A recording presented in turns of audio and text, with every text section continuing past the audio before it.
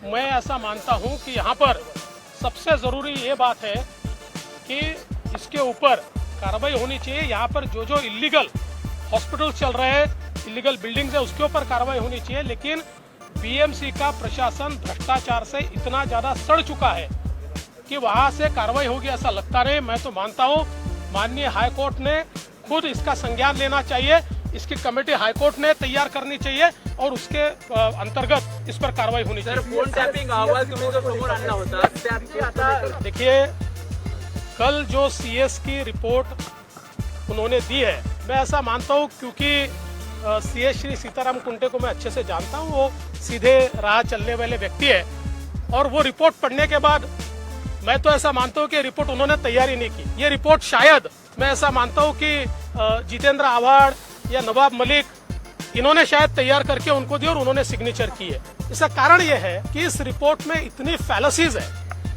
सबसे पहली फैलसी क्या है, तो वो ये है कि ये रिपोर्ट ऐसे कहती है कि जब नेशनल सिक्योरिटी का मुद्दा, पब्लिक ऑर्डर का मुद्दा ये उपस्थित होता है तभी इस प्रकार से टैपिंग किया जा सकता है और हमको गलत बताकर हमारे से परमिशन ली। मैं ऐसा मानता हूं कि अगर आप टेलीग्राफ एक्ट है, इसमें टैपिंग के बारे में जो पैराग्राफ पढ़ेंगे उसमें स्पष्ट रूप से कहा है कि incitement of commencement of offence, मतलब कोई भी गुनाह अगर होने वाला है ऐसी जानकारी होगी तो टैपिंग किया जा सकता है। लेकिन उतनी लाइन इस रिपोर्ट में काट दी गई, मतलब ये रिपोर्ट ही फैब्रिकेट हो रहा है, उतनी लाइन ही काट दी गई है।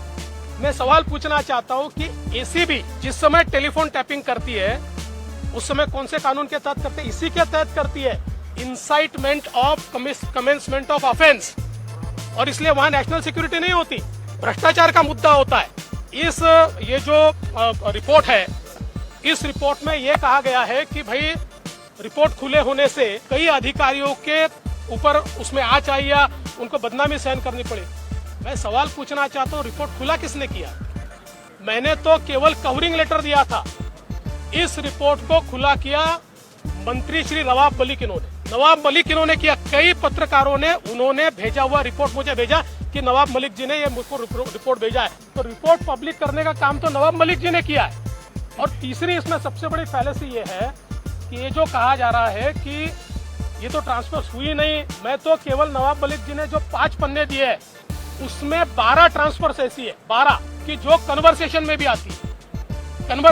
आती है और वो ट्रांसफर भी हुई है। तो इसलिए ये कुल मिलाकर रिपोर्ट जो है, ये रिपोर्ट एक ढकोसला है। ये रिपोर्ट जो है ये कोर्ट में टिकने वाला नहीं है और हमारे पास तो अब इस रिपोर्ट के खिलाफ इतनी इंफॉर्मेशन है, जब उचित समय आएगा तो कोर्ट में वो सारी इंफॉर्मेशन हम निश्चित रूप से पेश करेंगे। असं आहे की काल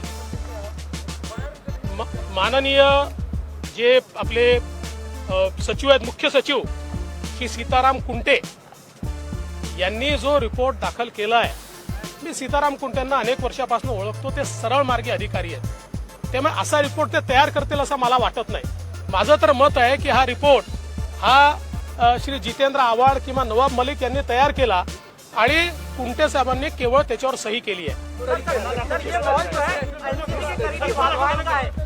ये मॉल किसके करीबी का है, इसके ऊपर जाने की जगह जो भी होगा, जिसका भी होगा, उसके ऊपर कार्रवाई होनी चाहिए।